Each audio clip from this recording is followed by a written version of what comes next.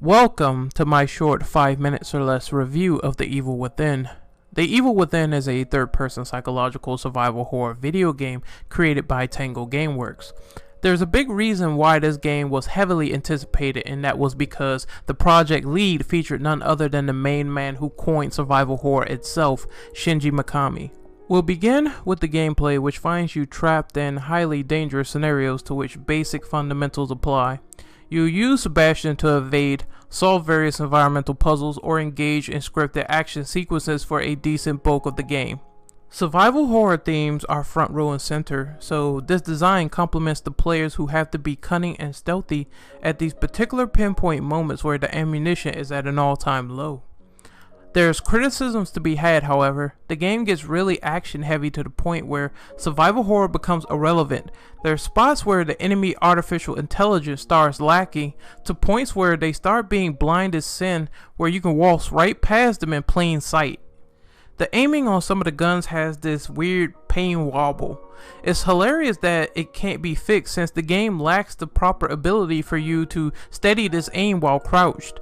However, I'll say that the stealth here felt decent.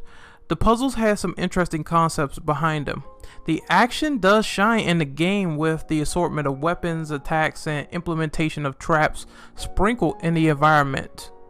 This adds new ways to deal out the pain and save yourself from the danger of it as well, since there's a lot of aforementioned hazards throughout the game that could also be used against the player. The gameplay was like opening a mixed bag, where I find things that I liked and I find things that could have been improved on with a certain flavor.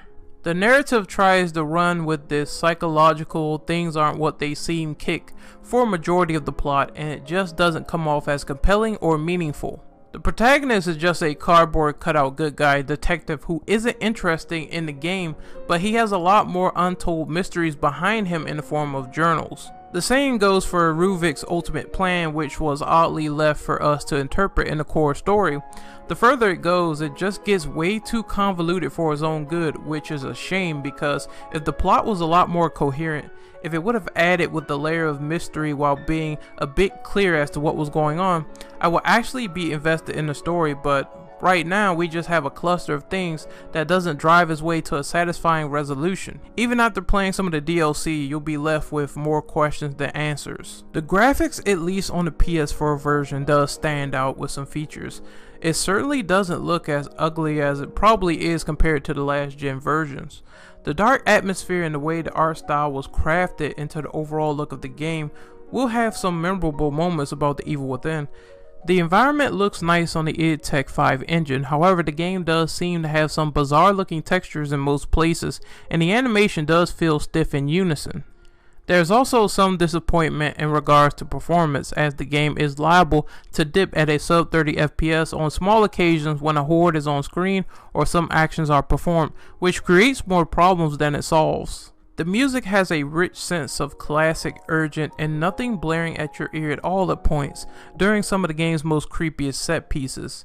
It's a no-brainer that after the musical talents of Resident Evil Remake, that Shinji Mikami still has the right talent for the job when it comes to how the game sounds. The voice acting, however, is a little bit on the bland side. Even with the talent of Jackie Earle Haley as Ruvik, this still couldn't save the overall monotone vibe of the cast. After going back to review this, I would say the controls felt okay. However, there was a turmoil of complications. This game is not the most user-friendly when it comes to how to pick up and play. That premise feels ditched in favor of the certain mastery after the tutorial sequence and learning the game. Make no mistake though that once you figure out how to map items, craft bolts, and stealth your way around rural areas, then the controls softly accommodate this adaptive process. However, the context-sensitive stuff here sucks. It's not that great, and you'll be thrusted into situations where you might trigger disarming a bomb only because you wanted to climb out of the window.